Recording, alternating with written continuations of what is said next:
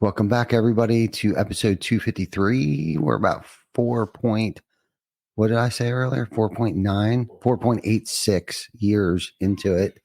We're not quite at that 5-year mark. I believe December 18th will be our 5-year anniversary, the actual day of when we started this 5 years ago. So anyhow, welcome back to Beyond Tool Belt.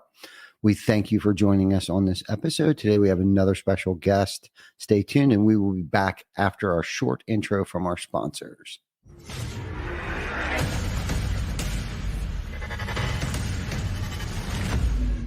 TC Backer. Roofing, siding, windows, gutters, solar. Roofing, siding, windows, gutters, solar. TC Backer.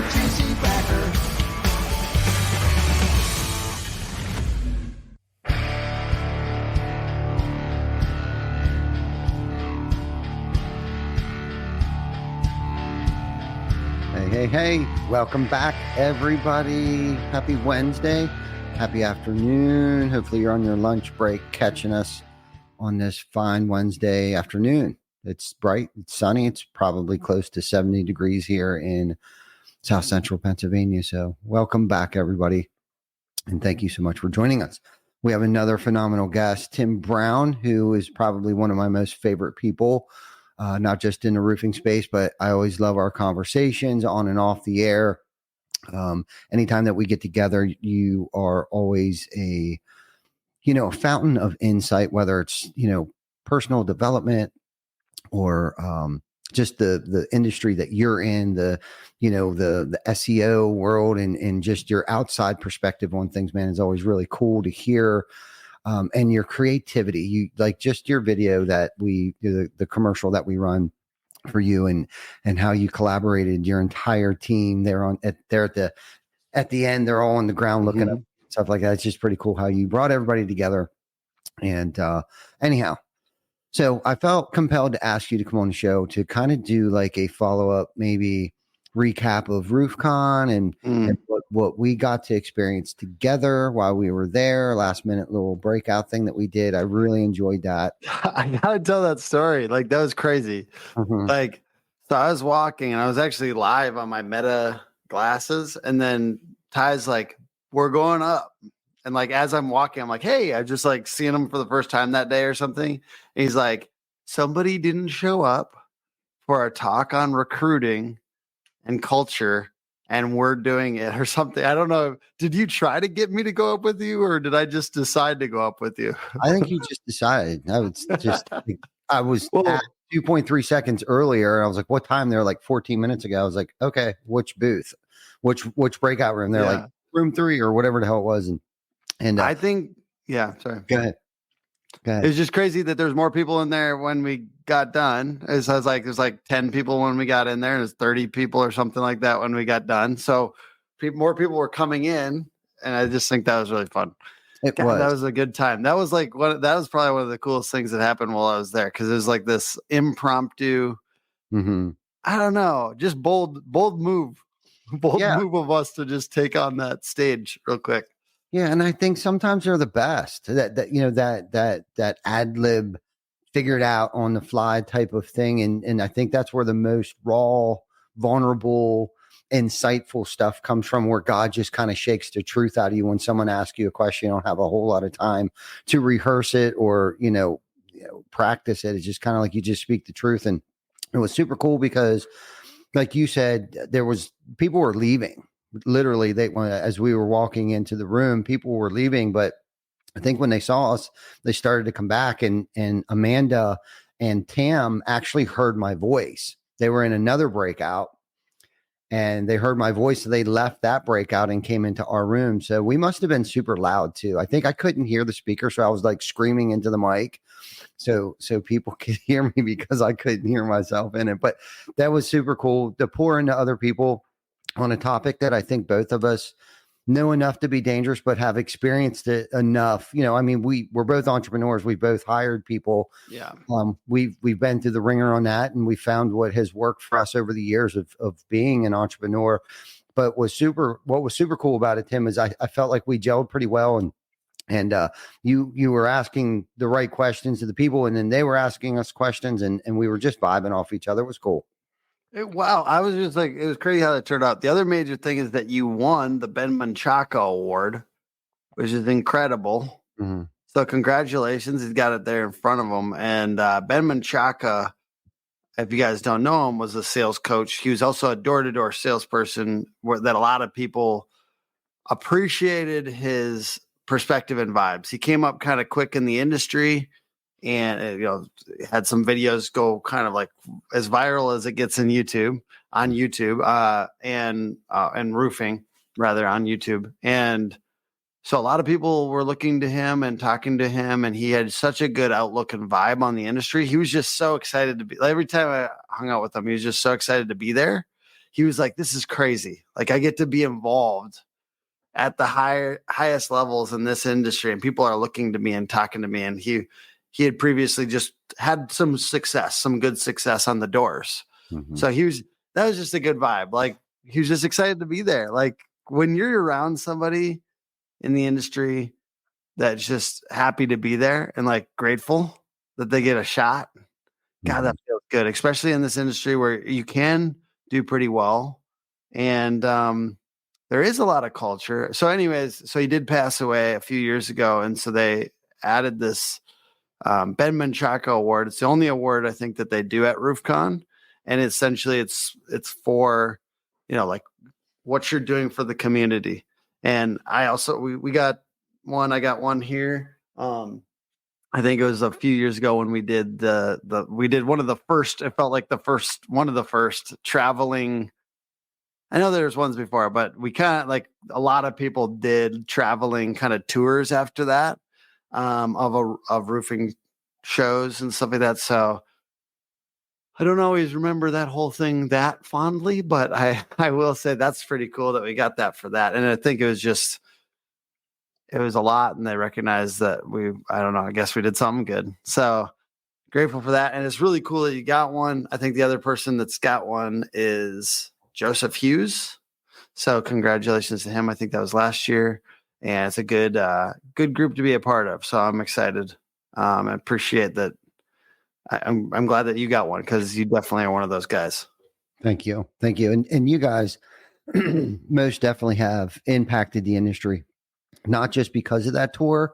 And I think that the award goes to people who have done more than just one and done type of things, but somebody that, or groups of people who continuously keep showing up every day, day in, day out, and having an impact, not just on the industry as a whole, but your teams, the passion that you have for what it is that you do, and pouring in and giving so much of yourself to our community, the roofing community. And that's the epitome of what Ben stood for, because he gave freely what was so freely given to him. So, I mean, I saw him on many podcasts. That's probably one of ours. And I know Vic would probably contest to this as well, is one of our biggest regrets is not getting him on the show. When we could have, we probably had the opportunity to get him on the show. But he's definitely one of the greats that we were not able to get on the show in time. What I like too about like his legacy is like he was a hard worker, and he was doing it, every day. And so that was cool as he came up, just like being one of the, like, we like the in the trenches stuff, like people that are really getting it done.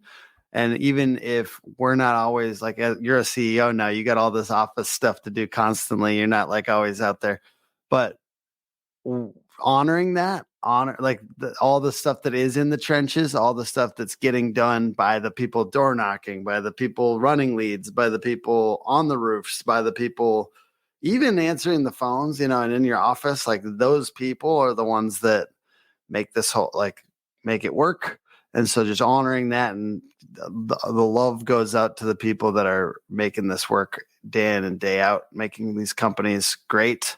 And so, and basically, I do think the legacy too is about that in the trenches thing. Like his, because he was that was his thing. That was his emoji, was the gorilla, because he was a gorilla on the doors. You know what I mean? It was the gorilla and the knock symbol.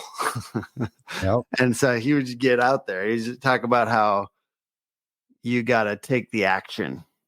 You got to, whatever the action is for you, to take the action and to take a lot of it and to keep taking it and to not back down. And that was like, that's why I feel like his emoji was the gorilla. Yeah. Yeah. He definitely was one of the trailblazers to make door knocking sexy, because it is brutal. I mean, oh yeah, knocking doors and getting kicked in the teeth, 9 times out of 10, that it's brutal and it takes a toll on a person. But like you said earlier, he had always had such a bright outlook on things and always was so positive and just gave so much to this community, and would give. I mean, he was on, I don't know how many shows I've seen him on, as far as podcasts and stuff like that. He had a YouTube channel. He's always talking about knocking doors and new techniques and things that he's discovered. And again, like he was just giving this stuff away. Like, I don't even think he was charging, you know what I mean? He was just really getting after it and enjoyed what he did. And the cool thing is that he wasn't necessarily an entrepreneur. He had worked for several different, contractors, roofing contractors across the country, but would also travel to other states to knock doors with teams and stuff like that. So maybe, I guess he was a solopreneur in that aspect of things, but he really went out there and he trained people up and also would, knock doors when a storm would hit in Colorado or wherever, the storms led him to be. Is kind of like he was a freelance door knocker, I guess, there for a while. But the privilege of getting this and being recognized when not trying to be recognized to get an award, and that Vic had made a post about true legacy like that. That's true legacy. If I could pass away and they would have an award in my name and to honor myself, but also to honor other people that are making an impact on our industry, that is like probably the biggest form of legacy. Like, it's not a building that I gave to my kids. This is the Ben Machaca Award. Like, there's no better honor for him or his family and for me personally. And to be a Ben Machaca Award brother with you and Joseph Hughes and to be in that, I think we all three should bring these to RoofCon next year, and they should have this little thing, the ceremonial, piece where maybe we give the Ben Machaca Award to the next person that has earned it, because this has definitely been, and it's giving me goosebumps as I say, has been earned. And we didn't know we were earning it, but I mean, obviously people who have seen us doing things, even when we didn't think they were watching, so cool. Big shout out to Ben, his mom. I think she was there last year or the year before, maybe, when you guys were presented the award. But I think I was having a baby at that exact moment, so I wasn't actually there to receive it, but it was still so exciting. I think she was there. I wasn't there though. Yeah, it was good stuff. So anyhow, man, we got to collaborate at RoofCon a little bit. Not as much as I probably wanted to, because I always enjoy our time together. Hopefully you're going on the trip with us to Cayman again. I want to do something like that this winter. So if it's not, I did love that last week. God, that was so fun.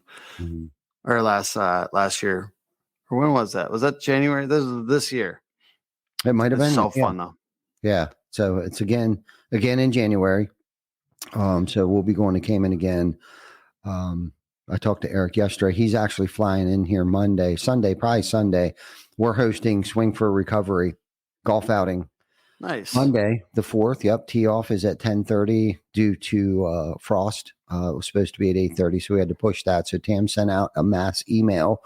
So if any of you out there listening right now that plan on attending the golf outing and didn't receive the email yet, we are pushing it to 10:30 where it warms up. It looks like bright and sunny, 70 degrees here in South Central PA. So it'll be a good day for golf.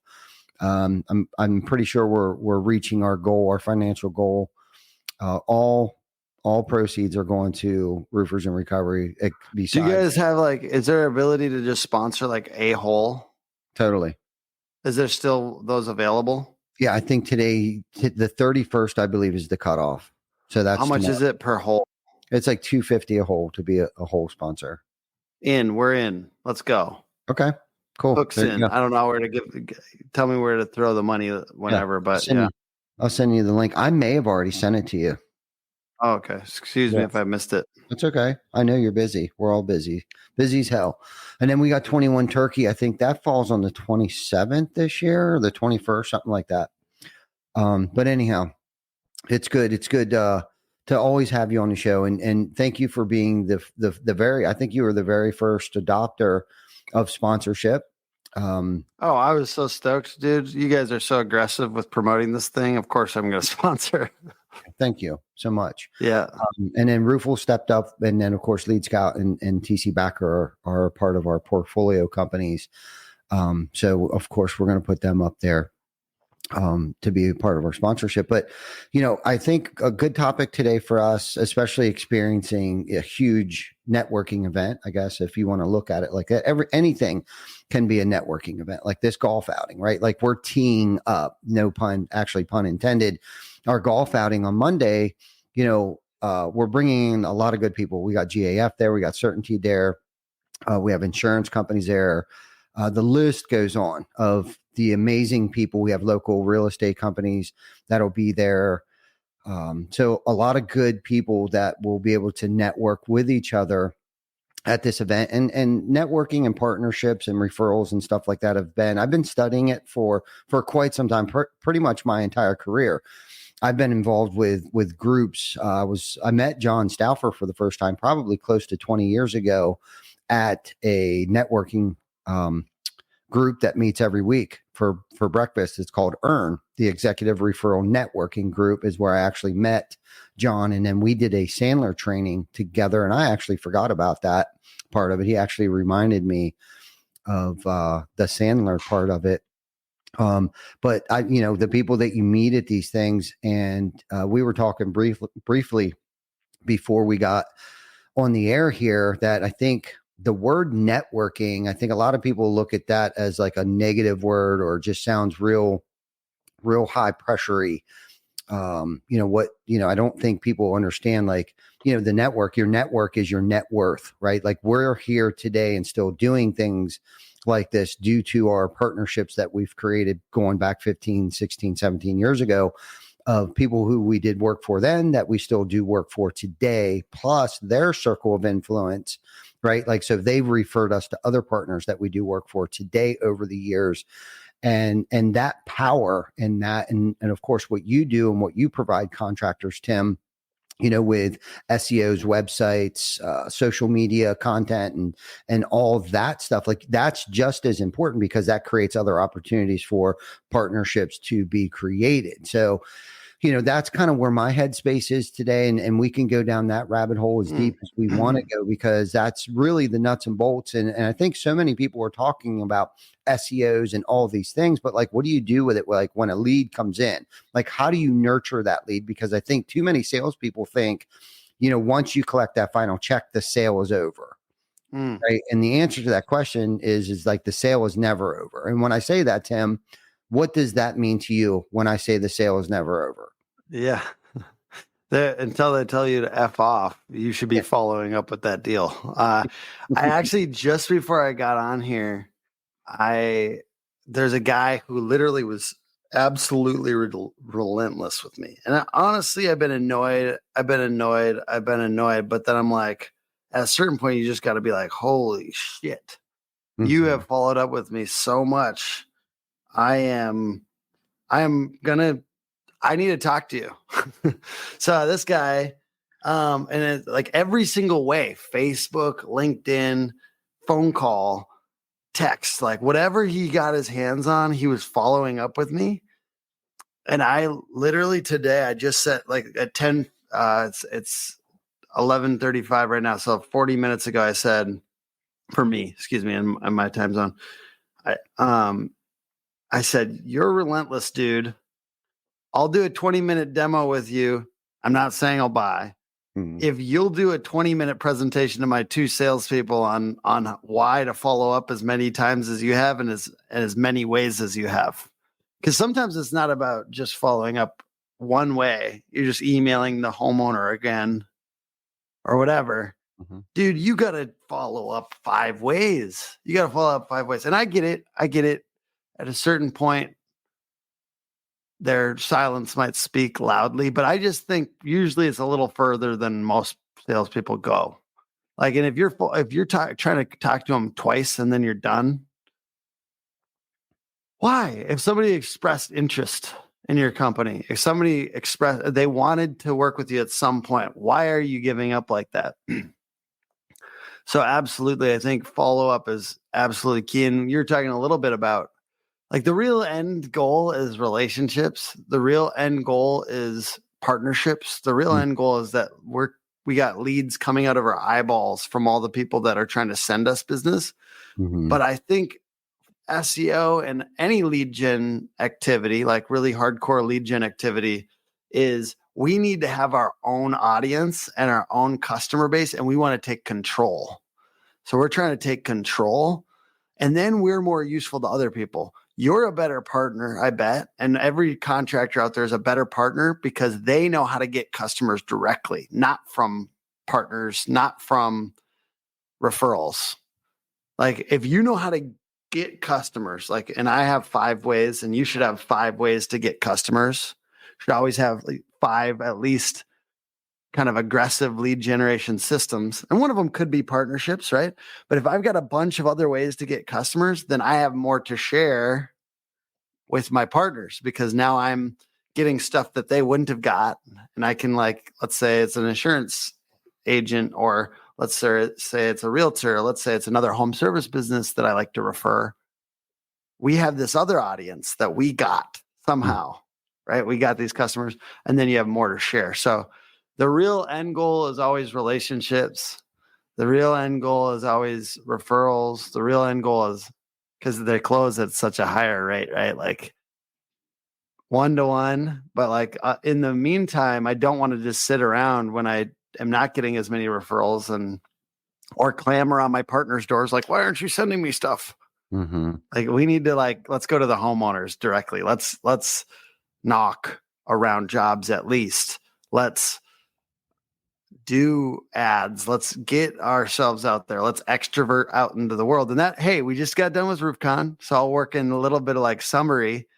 Like there was a little lighter lead flow. Let's just be real about that. Some people said to me, like they're talking about volume of people at the show.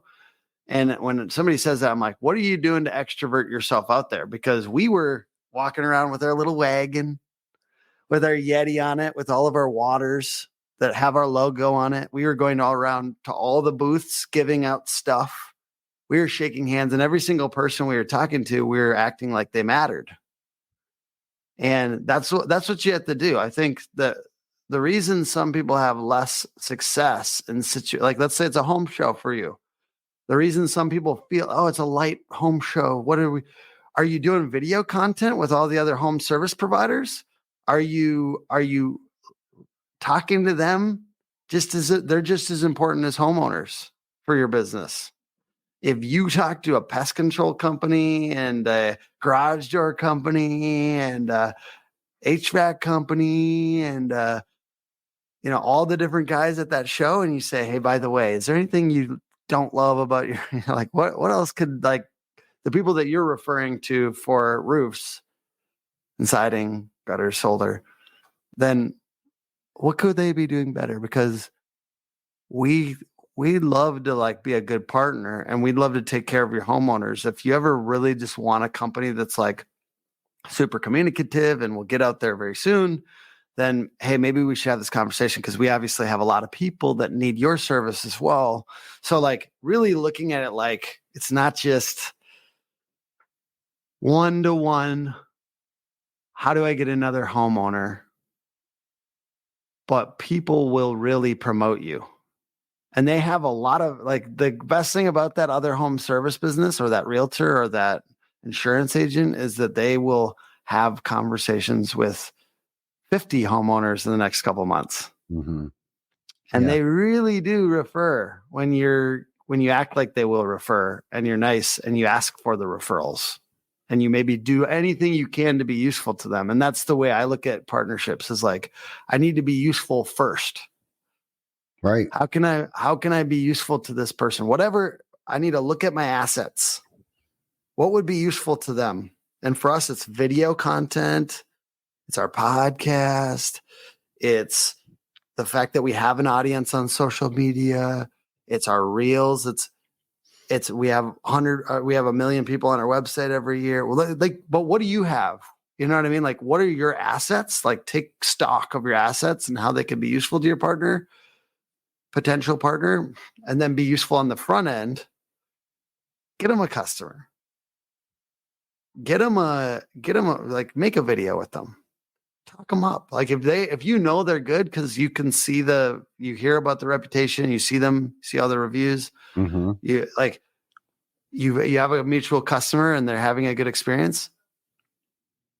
Talk them up. If they could refer you, what are we doing out here?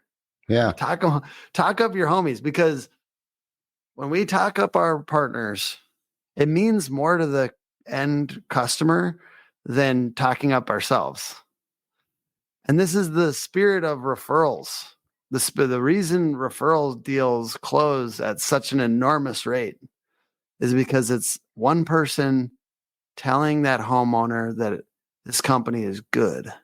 Mm-hmm. And I have one, I'll make it a minute story to like solidify this point. Crazy enough, we have a lot of competitors that refer us. Either they have too many in one market, or partly because we refer them. We have a couple competitors that we think are actually good. And I'll give like a couple examples. Ascend Digital Marketing and Best Roofer Marketers. And those, generally, we've heard good things about them. They have good reviews. You know, I'm looking at the like types of work that they do. I've seen examples of, you know, good graphs going upward from our tools that we can see. And so we refer them. Somebody asked one of them recently, like, who else if not you? And they said Hook Agency. And that person asked for an introduction and closed, which is wild. And respectfully, I know I owe that guy. I know I owe him one. You know what I mean? Like, because that's wild. And that usually doesn't happen. But just like people that are right around the time that they might be purchasing your thing, you want to get referral partnerships going with them. Why not competitors every once in a while? Maybe not that exact scenario, but like, it is crazy. We've probably gotten more referrals from other marketing agencies than any other like referral source, which is wild, which means you're doing something right. Yeah. Yeah, no, it's such a great topic, and you covered so many different things. But what I liked what you were talking about earlier about the follow-up. Okay. Like, when it comes to touch points and things, this is what went through my head, right? I think before homeowner even calls you, they need to have like 11 to 15 touch points, right? If they don't know who you are. So when you were talking about like, you know, you need 5 different forms of follow-up. I wonder if there's like a psychology to that, where it's like the follow-up rule, like there's a touch point rule, like you need to get yourself out there so people see you at least 13 times before they call you. So I'm wondering if there's something to that. Like, is it 5 forms of follow-up, right, before they call you back? If you've already presented the estimate and they kind of ghosted you, do you follow up 10 times, 5 different forms of it through LinkedIn, email, text message, phone call? You know what I mean? Like, so I think there's something there. I'm not sure. I'm not that smart, but I think we should do some research on that. The other thing you were talking about too is referrals, and referrals work both ways, especially if it's B2B. If it's B2B, so perfect scenario. So we had a client who I'm sure came from a referral, which actually did come from a referral, John's networking group. So we ended up building this really nice elaborate deck on the back of this gentleman's home, and he posted it on his personal social about, you know, how it was nice. He's sitting on it was a picture of him sitting on his porch early in the morning, sun's coming up, and he's drinking a cup of coffee. So of course that makes our heart happy. So John repurposed his photo into one of our marketing campaigns on social media. So Vic and him are actually going to go out and get a testimonial from him. But not only are we going to do that, they're also going to plug his business. This gentleman also owns a business. So we're going to kind of like, I don't know if we want to call it cross brand, but we're going to plug him. It was a referral that came from a referral networking group from somebody that works here that attends that networking group. So the importance of partnerships is I can't explain how important that is. By the way, 50% of the phone calls that come in here for leads, 50% of them are referrals. Amazing. The other 50% is obviously like some form of organic marketing or a billboard, truck wrap, roofer near me. However they saw us, they went to our website and used that phone number to call us. But like I said earlier, you need that. That is just as important to keep that engine, because referrals are the engine to growing your business and sustaining your business for the long term, right? Anybody can spend $10,000 a week on Google and make the phone ring. But if you're out burning people and not doing a very good job, or not showing up when you said you're supposed to show up, or not getting estimates back, like you're losing out on 250 more leads per lead. Okay. Because a human being, us as an individual, and this is just kind of the law of averages. If I would die today, 250 people would show up to my funeral. If I was getting married next week, 250 people would show up to my wedding. That is called the circle of influence. Each individual has 250 people on their contact list that they have influence over, that they could recommend somebody else to do a service for them, that they would take. They would trust them. They would trust their referral. Okay. So if you lose a contract, if you lose a lead, essentially you've lost 250, potentially 250 more leads. And I don't know if people know that, but that's a statistical fact. Okay. So I just wanted to get that out there. And if you read the book, I think by Bob Berg, Endless Referrals, he calls it the sphere of influence. So again, I've kind of studied this for a little while. The other thing I wanted to talk about, the John and Vic story. Vic and John are going to go out and do this testimonial with this other business owner that we performed our services to. And then giving more, like you were talking about, you were at RoofCon giving more than what you were receiving in payment, right? You were giving more value. You're auctioning off a cooler, you're giving waters away. And that's kind of what we do at home shows. You were talking about home shows. So when we go to a home show, and especially the one here in York County, we get this huge booth. Like it's amazingly big. And fortunately, we're a construction company. We have construction workers that work for us that can build an elaborate home show booth, studio behind the tool belts there, because you touched on doing content. And we've done that for a decade. And but not only that, we also set up a local. We use a local coffee shop. We have them come in. We build them a coffee bar. We don't charge him anything. We're plugging him. So we're networking with Belmont Bean.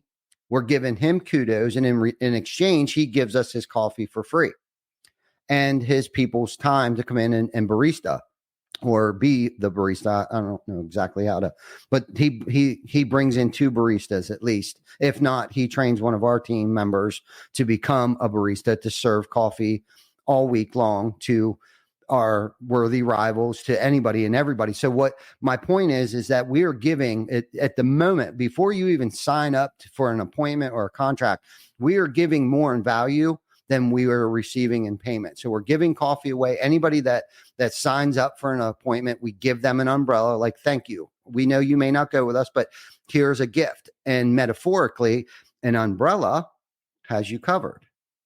So here's an umbrella, and we're giving hats away. We're giving t-shirts away, because we're not necessarily there to set appointments.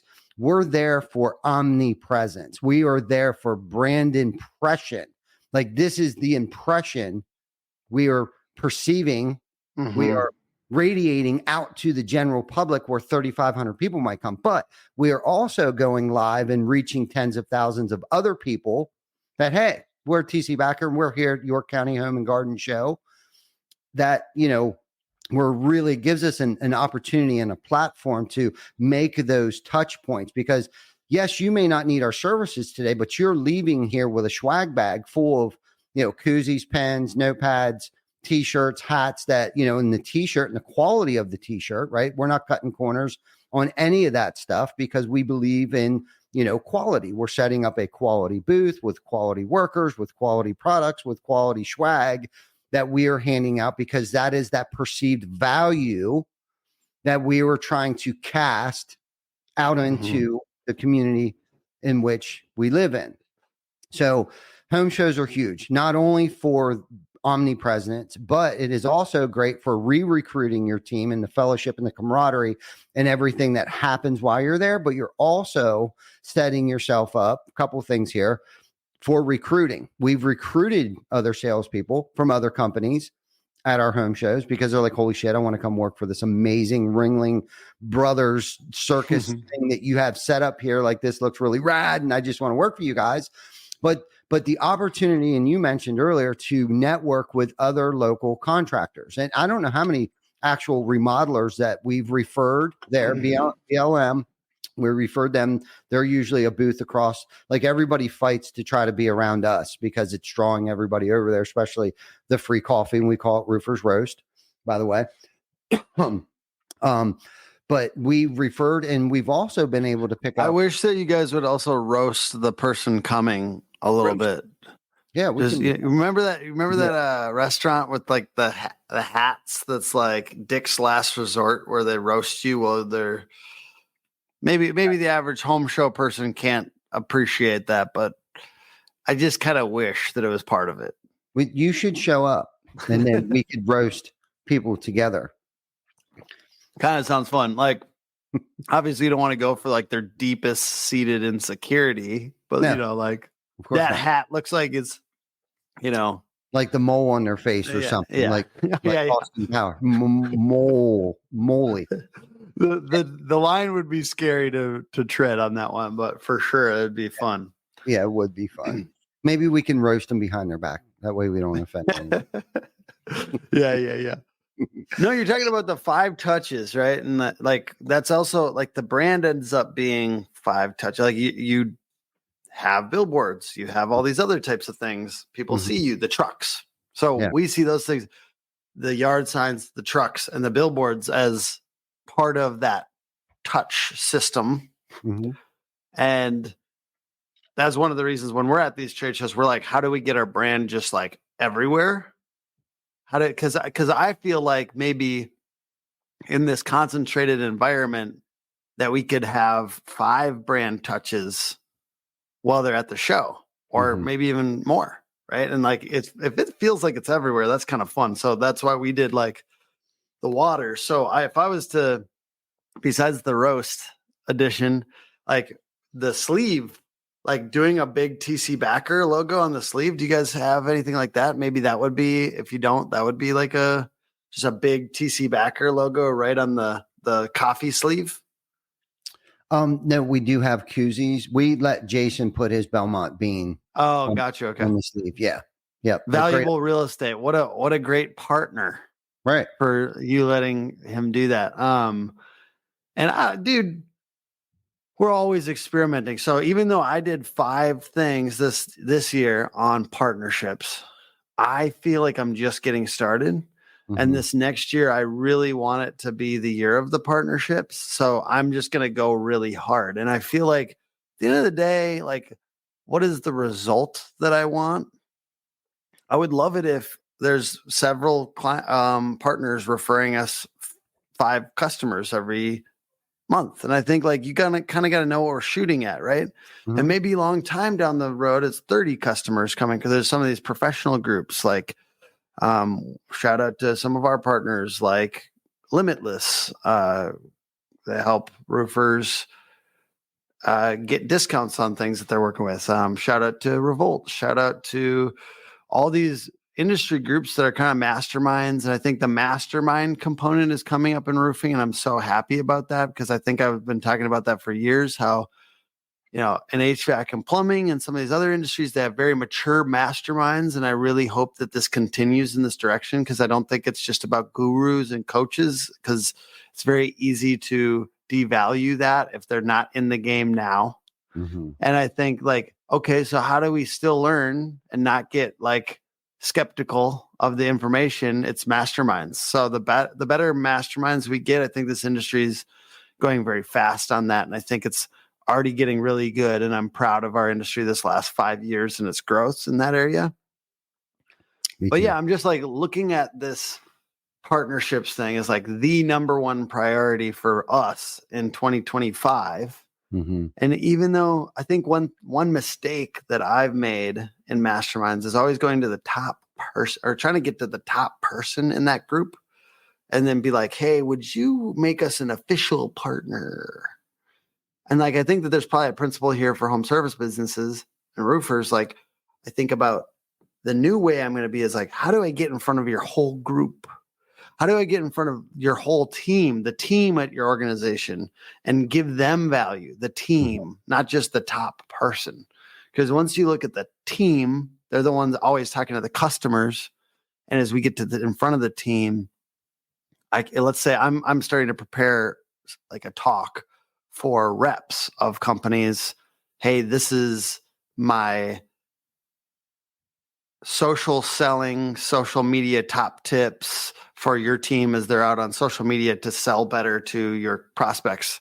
And maybe like it's that multiple touch follow-up thing where you're not just like calling them, you're like messaging them on different platforms or whatever. It is kind of crazy how that works. Because if you're talking to them 5 different ways, like it's hard to say no. Anyways, it is kind of scary because as a prospect, it's a little intense. But so my plan I'm just more saying where I'm going. I've been at the like try to talk to the top person and then make the partnership happen there. And now I'm like, I'm going to look at the team. How can I be useful to their team in groups of people? And I think like that goes easily for roofers and contractors. Hey, go to the realtor organization and talk to them about what they need to know about roofs as they're selling homes and buying homes with their customers, and the groups of insurance agents, the groups of other home service businesses. How can we get in front of the groups and share value to the groups? And that's another reason why, as time goes on, like being good at talking on stages, like getting a little bit more fluid with that. I've gotten roasted, dude. Mm-hmm. I got roasted by Dimitri. I got roasted by John Cenac. I got roasted by Jim Johnson, people I deeply respect. And they're like, dude, like they've in the last 2 or 3 years, because I've spoken a lot and gotten to speak in front of people that it's crazy that they're even listening. But they each gave me some direct feedback, and I took it very like it hurts. Mm-hmm. It hurts, but I'm like going to grow from it. And so really it's getting reps in. And I think I've gotten a lot of reps this last few years. I've gotten like 30, 40 times to speak. And eventually, if I'm concerted effort and I rehearse, I get better and better. And it helps everything in your life. Like if you get better at public speaking, God, that helps everything, right? Meetings, sales calls, everything. And like, I want to be in front of 20 people, 50 people, 200 people that could refer us. I need to get clearer and more concise with what makes us different. And I need to get a good vibe, give them a good vibe about our company, which is hard sometimes because sometimes I'm not like in the best mood, but I got to fucking get up there and do something. Yes. And I think it's like, I care about you. I care about like, if I'm in front of a group of roofers, I care about this industry. I want this to be good where we're working on this together. This industry is getting better and better and getting more professional and modern. Mm-hmm. And then whatever group you're in front of, like, how do you align with their beliefs and values? Mm-hmm. And like, how can you care more? Because that's first they need to know that you care, and then they can hear how you're going to help them. Mm-hmm. It's that whole like people don't care how much you know until they know how much you care. Yeah, for sure. And that's a part of value, right? And I think a lot of people talk about value, but I don't think really explain, what that means. It doesn't mean giving a discount, right? That means giving your time, giving your empathy, caring, and making a commitment, is what value is. Not necessarily like what you're giving away for free. You know what I'm saying? So I like what you're saying. And, speaking is huge, right? Like it's only taken me almost 5 years to start feeling comfortable doing a podcast. Now, 70% of the reason is because of not listening to myself. Like when we get off here, I don't go back and listen to myself. Now, I've actually been doing that more so now than I ever have been, because there are certain things that I may pronounce a way that kind of just irks me. Like I practice not saying it that way, or, I don't know. Why did I say that? Why do I keep saying that? That doesn't, I'm not articulating it well enough. Would I understand that? So, there's three things when you talk about, professional success that you must work on continuously. And that's reading, that's writing, and that's speaking. All of the most wealthiest, successful, popular, inspirational people, from John Maxwell to Ed Milet to Tim Tebow to all of them, all have studied things. They read very specific topics, right? Not just general knowledge, but very specific things, right? So they can speak intelligently about that specific topic. And writing nowadays, kind of like average cheating with ChatGPT, which I think is going to, at some point in time, not be very conducive, just like GPS. Okay. In your car. Like I almost can't travel anywhere without GPS. I remember the days where I needed like a map in my car. You know what I mean? Where we'd have to get around town or wherever to try to find something. We map quested or whatever the case might be. But now we got a GPS and it's like really spoiled me. Okay. I think ChatGPT, I think the world of it. I think you need to use it and apply it, especially when it comes to marketing and things of that nature. Like AI is definitely, you got to get out in front of that stuff right now. It's huge. But I think if we get away from actual notebook and note taking and journaling and those forms of, whether you're using it as an outlet or to get the head trash out prior to having a confrontational conversation, I think we need to really master and hone in our skills of writing, reading, obviously read everything, listening to podcasts, going to events, things like that, and learning how to thread viable sentences together to be impactful. Just noting real quick, I was in a brainstorm yesterday with Dave from Dope Marketing, and because we're working on some website pages for him, and I was like, I was like talking about differentiating features. We really focus on this, like you really want to figure out what three things you're doing differently than a competitor. You want to understand, like in his case, direct mail, whatever, and yard signs. We want to understand what specifically, as specific as possible and as unique as possible about what your company does that's different than competitors.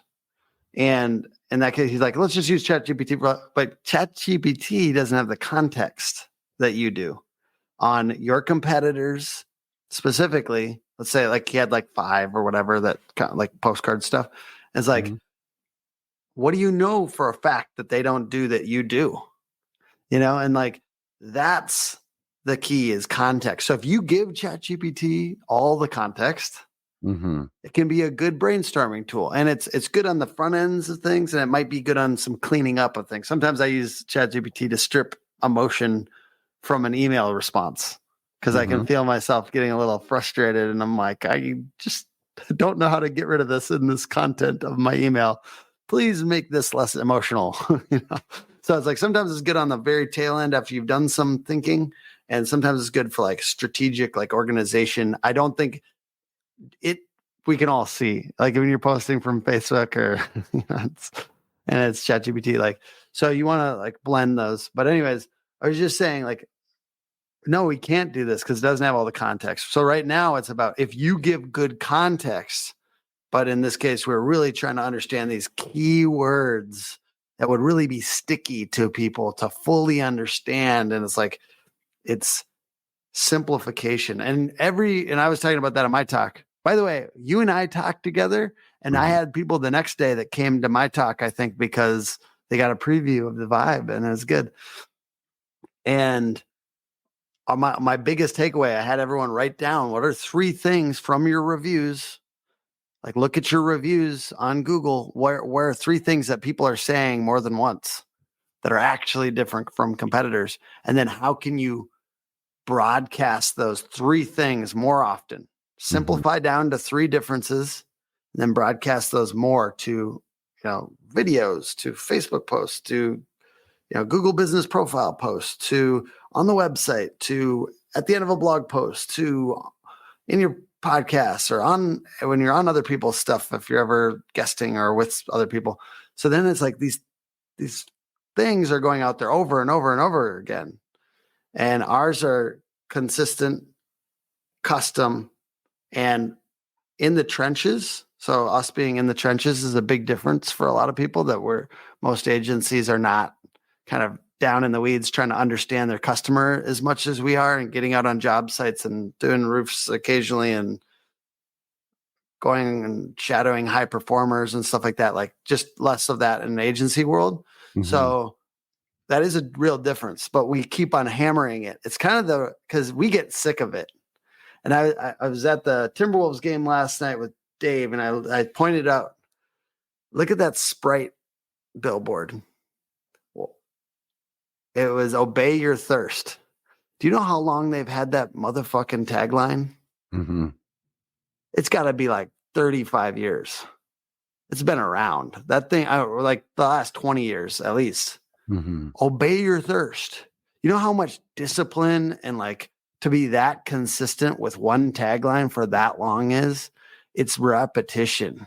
Once you get your differences, once you get a tagline that works, it takes a whole ton of restraint to not replace that going into 2025. And I think that's one of the most valuable things you can do, is just be consistent.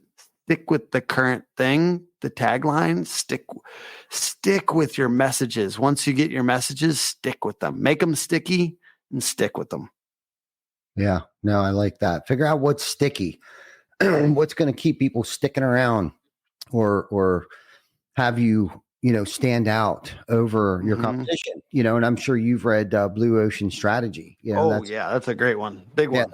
That's kind of what they're talking about. Like, where everyone's over here in the red ocean battling it out, you always gotta try to stay on top of it. And I think over time, once you figure that out, that's where the real challenge is. Like, so how are we going to stand out, but also restraining yourself so you don't try to reinvent the wheel? Because if you're already standing out and it works, and staying consistent with that, right? Like, not moving away too far from that because you want to try and experiment with other things. But John and I just had this conversation, like, so what are we going to do this year, right? Coming up on 2025. And we've been talking about this for a minute. Like, we're not going to wait till January 1st and decide, okay, what is our big push? We're already working on things and have been for a minute, because sometimes it takes time for things to come to fruition. SEO, it just takes time, right? And there's other marketing tactics and skills and things out there that they just take time. So we're seeking our next, Blue Ocean strategy as we speak right now to, what is it, whether it's value, whether it's, I don't know, a tagline, there's just, and I tell you one other thing is like, being in our industry, it's difficult not to become so fixated on what everyone else is doing in our industry. You got to open your eyes and see what other industries are doing. Like you had mentioned Sprite. Okay. So what is Apple doing? What has Apple done over the years? What has Southwest done over the years? And Southwest is definitely a company that we've studied. I've studied Southwest for at least the past 5-7 years, and how they've become the nominee, right? Where they've made flight affordable, where they've given you more in value than we're receiving in a plane ticket, right? Some people won't fly it because they don't have first class, they don't have business, they don't have all these other things. But a lot of us do use Southwest because, one, they fly just about anywhere nonstop. You get 2 free bags, right? You don't have to pay for all this extra stuff where other airline companies, and their culture. And if you studied Southwest over the past 50 years and what they have done, okay, people enjoy actually working there, and it shows when you get onto the plane. When you walk up to the kiosk to get tickets, like everyone who's receiving your bags, taking your luggage, to the flight attendants on the plane. So Southwest, if anyone is, for New Year's resolution or whatever the case might be, they want to be more specific on things that they're studying. I would highly recommend studying Southwest Airlines, because it is now they're getting ready to change. Unfortunately, I think there's going to become a like hostile takeover. CEO from another airline is trying to take over the existing CEOs, and they're talking about first class, offering these other things. And again, talking about what you were saying earlier, not drifting away too far from it. And there's a lot of upheaval with people being frustrated. Like, you can't change the platform that Southwest has created because this is what makes them so successful. And this is what we're going to experience the next 5 years with private equity and roofing, by the way. Right. Exactly. There's going to be some really great brands that if they took the wrong deal, they might have their customer service affected a lot. Yeah. And let me tell you why. It's because of the word why. They're moving away from their why. Okay. Why they do what they do, why they were where they are today. And when you remove the heart out of the company and try to like do a heart transplant like that, and you veer away from your why, the giving, the caring, the community events, and it becomes just about money, then the culture suffers, the vibe suffers, the expectations suffer. And essentially what starts to happen is the customer service starts to suffer because nobody wants to work here. I'm going to get in trouble if I don't meet my quota. All of these things that we've heard about, people end up not getting paid because they don't know the process. They don't understand the process because the culture was this way. And now all of a sudden you're telling me to do it this way, and it just doesn't feel right. A buddy of mine who got bought out by private equity, or in the process of, which may end up not being bought out because now he is a sales rep at his own roofing company and does not like it because of the expectations that they put on him at the rate that he's supposed to sell roofing at. Now he's having trouble looking a homeowner in the eye and gouging them the way that this private equity firm. But if he doesn't meet his quota, he may be out of a job and his company. So that's a whole different topic for another time. I might have to ask you behind the scenes on that one. Yeah. But yeah, you don't figure out your why. Okay. Why are we doing this? What are we trying to accomplish here in our community, within our team, to our homeowners, right? Figure out that why and lean into it. Right. And make that a part of your brand. Make that a part of your marketing. Make that just radiate everything you do, right? Speaking of this why thing, because last night, because we're talking about ChatGPT, we're talking about the why, and I'm going to mix them together in a very weird way. I have outside brain with ChatGPT where I've got like all the context ever for my business and my personal life, and I put it in there, and I give it. I say, hey, ask me 20 more questions to further clarify so you could act as an outside brain and be a good brainstorming tool for me. Mm-hmm. And I asked it for like, if you had to come up with like a 2-sentence purpose statement based on all the context you have for me. And it said, to lead with courage and clarity, empowering my family, team, and clients to grow and thrive. I turn challenges into opportunities, build powerful connections, and inspire relentless growth, all to create a legacy of excellence and generosity. And I was like, all right, that might be it. Oops. Yeah. But like I've given it so much context. I give it all of my like leaders and my key people on my team, like their why, and like this is like their next big goal. And so like I'm giving it more and more because I'm trying to use it as a brainstorming tool. But I actually really like that. So maybe I'll do a little tweaks on that. And I like having the idea of having a personal purpose statement, though. I feel like it's cool. Mm-hmm. Yeah, for sure. And there's something else I wanted to mention too. Figure out your percentage of calls that come in are referrals, right? And anyone listening right now, and even for you, Tim, because I know you're going on a mission of building partnerships and stuff like that. And let's just say 10% of your calls that come in or your leads or whatever. If it's 10%, make a goal to make it 20%. If it's 50%, make it 60%. Like, have a partnership focused company. Your sales rep should be continuously thinking about, partnerships. How can we partner with these people? How can I ask these people for referrals? But not just being the one. It's reciprocal. Right? Like, what have we given in value, right? Where we feel as if we can ask, especially if it's a homeowner, right? If we did a good job, we did a great service for you. Would you use this again? Yep. Okay, great. Would you give us a great review? Yes. Yes, I would definitely give you a review. Okay.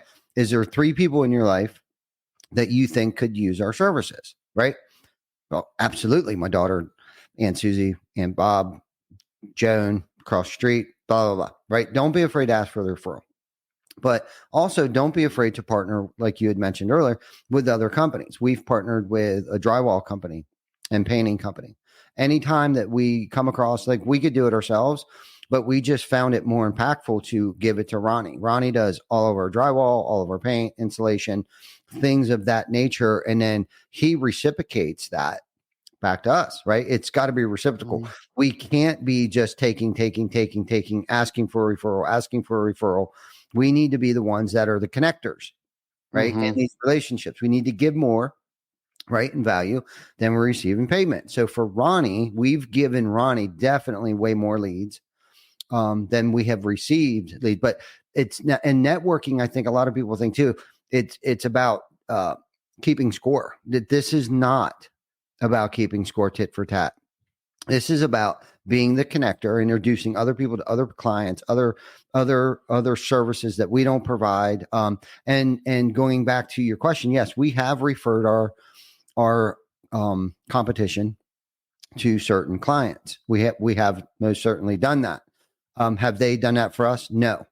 Was one or two of them sarcastic and somewhat malicious, like, haha, we have so much work, we're referring people to you? Maybe. I'm not going to answer that fully.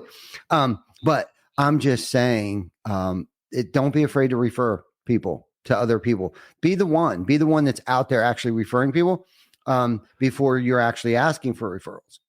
And if you want to feel like it's a flex too, it is kind of a flex. If you got, it feels good. I've referred people that hate me because I know what they do. They do a good job on their service.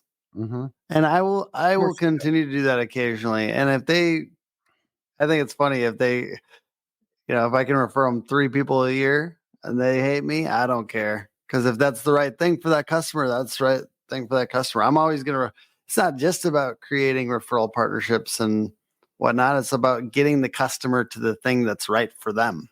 At the end of the day, that's all it really matters. Truly. At the end of the day, that's all it matters. So cool. We're at an hour and 4 minutes, man. Is there something that you want to just leave everybody with before we get off here? No, sir. I'm just grateful to serve the industry, and it's an in the trenches digital marketing company, hookagency.com. If you ever need us, please say what's up. Yeah. And I highly recommend Tim to anybody. I mean, Tim has done mad respect for you, Tim. And you know why. I have asked to do business with Tim in the past, and I'm just going to throw this out there. And Tim declined, not because he didn't like me, not because we don't know each other, like each other, or trust each other. It's because he was already working with clients in our area. So that's the type of integrity that this man has. I've seen the work that he has done, and potentially here in the near future. But you have helped us. You know what I mean? He's gone out of his way to help our team and educate our team, because a couple months ago we had a meeting.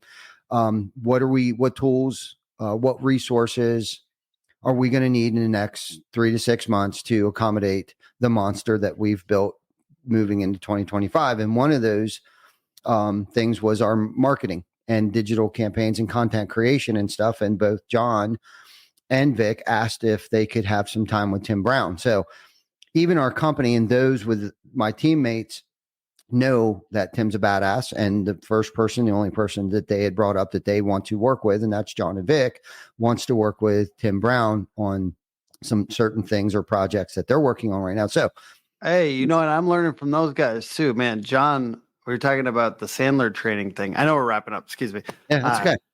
The soft goodbye here. Yeah. Sandler training, and he was talking about how negative. We were talking about negative framing because he was talking about getting like backstage or something at an Eagles place, and he's like, "You wouldn't be able to help me. It would be too much to be able to help me get to the spot in the back area of the Eagles stadium." And the person, because he said it in a negative way, that negative framing actually increased his likelihood. So I like learning. You got smart people on your team, man. So I'm learning from them as well. Most definitely. And that's when you know you have a good culture. So having said that, if you haven't liked, loved, subscribed, shared this, or if there's anything that you guys want to hear us talk about, please put them in the comments. Until next week, you guys stay safe, stay rad, and enjoy this awesome weather that we are experiencing for at least another week.